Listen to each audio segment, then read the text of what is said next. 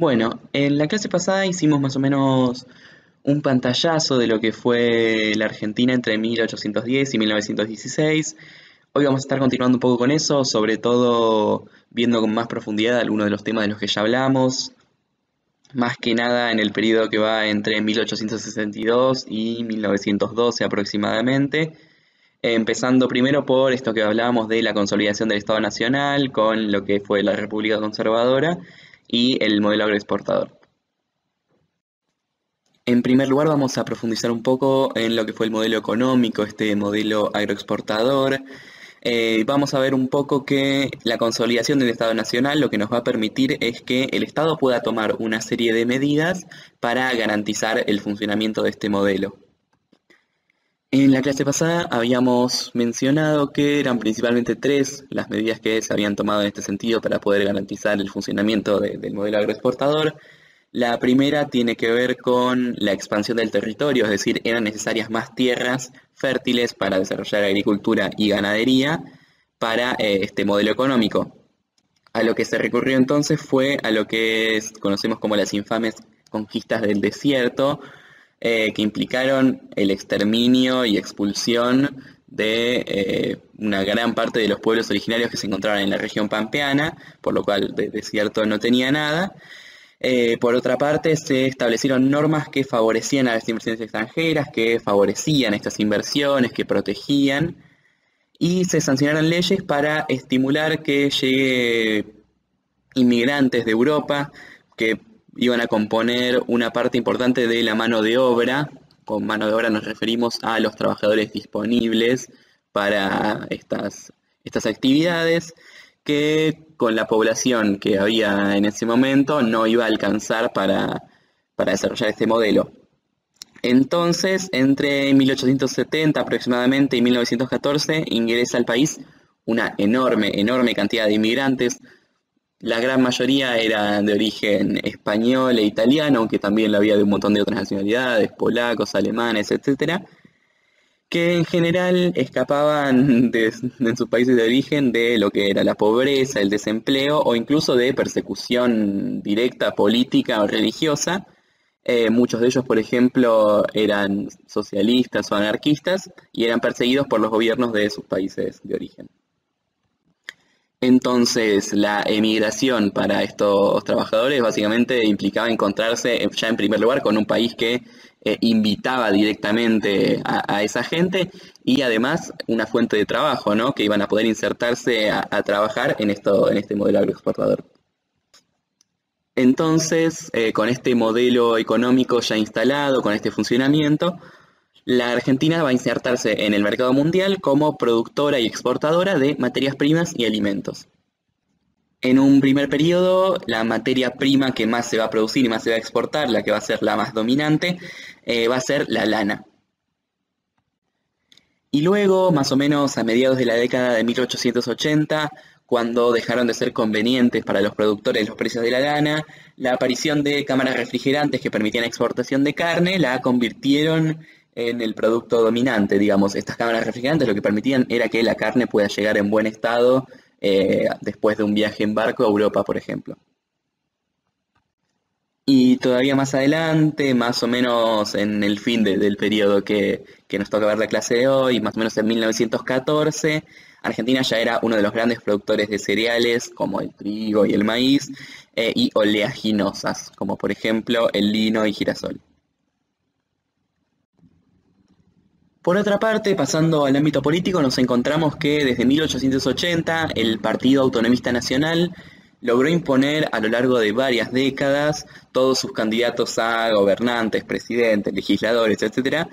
asegurando el poder para una minoría a la que representaban una élite dominante que iba a tener una tendencia política conservadora. Esta élite dominante, este pequeño grupo dominante, se consideraba como el único capaz de gobernar debido a todas las riquezas que tenían y el saber que tenían, y eso era como una justificación para este modelo que al fin y al cabo lo que generaba era una democracia restringida, ¿no? Porque era el acceso a la democracia para solamente esa parte y donde toda la otra mayoría no se encontraba representada por las medidas que se tomaban a ese nivel. Entonces, ¿cómo se mantiene en el poder un grupo que representa a una parte tan pequeña de la sociedad y que quizás no es conveniente para la mayoría? Bueno, básicamente a través de maniobras de fraude, es decir, una serie como de trampas ilegales que lo que permitían era falsear los resultados de las elecciones. Estas trampas, digamos, incluían, por ejemplo, dejar afuera del padrón a los opositores, es decir, los opositores directamente cuando querían votar se encontraban con que no estaban listados en ningún lado, o incluso gente que votaba con documentación de muchas personas. Tienen ustedes el ejemplo en la clase del ingreso de gente que votaba 8,32 veces por hora, a ese extremo se llegaba, o que incluso se votaba con lo que era la documentación de gente que estaba muerta, por ejemplo. Además, incluso se podían llegar a cambiar directamente las urnas, digamos, la urna en la que se había votado y en la que se debe hacer el recuento de votos, directamente se cambiaba por otra en la que seguramente el Partido Autonomista Nacional sacaba una amplia diferencia. Y por otra parte, al el ser el voto cantado, es decir, era un voto a voz alzada, era en público, se podía ejercer mucha presión sobre los votantes, ¿no? Porque evidentemente siempre se podía saber a quién estaba votando, al que teníamos al lado o al que teníamos adelante. Además, el voto no era obligatorio, entonces, si ya al no ser obligatorio de por sí hay bastante gente que no lo va a ejercer, si le sumamos que se sabía que había fraude electoral, directamente había muchísima gente que prefería no realizarlo. A fines de la década de 1880 hay una crisis económica mundial que va a sacudir, digamos, fuertemente a Argentina, provocando una disminución de salarios, un aumento de desocupación y en general un empeoramiento importante de las condiciones de vida de los trabajadores. Entonces, a partir de esto, hacia 1889 y sumando el descontento por este motivo, más el descontento por la exclusión de la participación política de una gran parte de la población, surge una nueva oposición al gobierno que se va a llamar la Unión Cívica, que va a tener como principales referentes a Alem y Mitre, que estaba principalmente integrada por incluso un sector de la clase dirigente que no terminaba de estar de acuerdo con la República conservadora, digamos. Además, por algunos terratenientes, también gente de poder. Terrateniente, como indica su palabra, significa gente que es propietaria de tierras. Algunos jóvenes universitarios y algunos representantes de la clase media. Esta unión cívica, el 26 de julio de 1890, lleva a cabo lo que se conoce como la Revolución del Parque o Revolución del 90, que implica el primer cuestionamiento, digamos, violento al orden establecido por el Partido Autonomista Nacional. Es decir, es el primer intento de sacar a este partido por medio de la violencia del poder.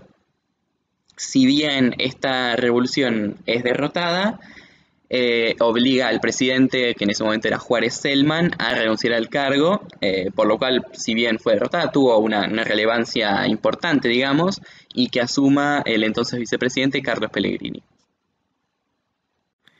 Luego de esta revolución fallida, esta revolución del Parque, revolución del 90, empiezan a surgir una serie de tensiones dentro de la Unión Cívica, es decir, había grupos confrontados dentro de la Unión. Y por esta razón, en 1891, un sector liderado por Alem crea lo que se llama la Unión Cívica Radical, que básicamente tenía como exigencias principales la vigencia plena de la Constitución, que haya elecciones limpias, que haya un cambio directo en la forma en la que se vota, y además honestidad en la administración pública. En 1896, 5 años después, muere Alem y el que pasa a ser la principal figura es Hipólito Yrigoyen. A partir del liderazgo de Yrigoyen se plantea la abstención electoral. ¿Qué significa la abstención electoral? Bueno, básicamente es que la Unión Cívica Radical no se presentase a elecciones, básicamente como protesta de que en realidad, aunque se presentasen, iban a perder porque las elecciones eran fraudulentas y estaban arregladas. A principios del siglo XX, la UCR amplía su base social, es decir, hay una nueva parte de la población que se siente representada, por decirlo de alguna manera, por la Unión Cívica Radical, que es la que componen lo que son las nuevas clases medias, que es una clase media que surge sobre todo a partir de estos cambios en lo económico, en lo social, con este modelo agroexportador que incluye, por ejemplo, a pequeños comerciantes, algunos empleados y a chacareros. Entonces, a lo largo de estas primeras décadas del siglo, los reclamos políticos y sociales a los gobiernos conservadores van a continuar creciendo,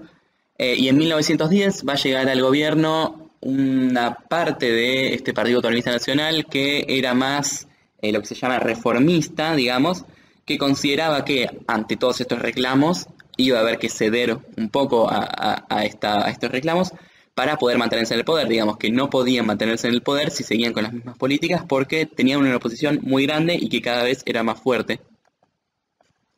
Evidentemente la cuestión principal giraba en torno a las elecciones, a que haya una reforma electoral. Ese era el principal cuestionamiento y el principal pedido de reforma. Que entonces a partir de este gobierno que había llegado en 1910, en 1912 Roque Sáenz Peña, quien era efectivamente el presidente, impulsó una ley que, como ya hablamos, lleva su nombre, que va a establecer el voto secreto y obligatorio, a diferencia del voto optativo y cantado que había hasta ese momento, para los ciudadanos argentinos mayores de 18 años de edad, naturalizados o nativos. Naturalizados implica nacionalizados, digamos, que nacieron en otro país pero que tienen la nacionalidad argentina, que básicamente lo que generaba era que las elecciones fuesen limpias, que no estuviese más esto del fraude, de que una persona votase muchas veces o que le pusiera presión a otra para que en el voto cantado termine votando al Partido Autonomista Nacional, por ejemplo, y va a generar un cambio importante en lo que era el panorama político de ahí en adelante. Y llegamos hasta acá con la clase de hoy. Seguramente en la clase que viene estemos hablando un poco de lo que fueron los gobiernos radicales a partir de 1916.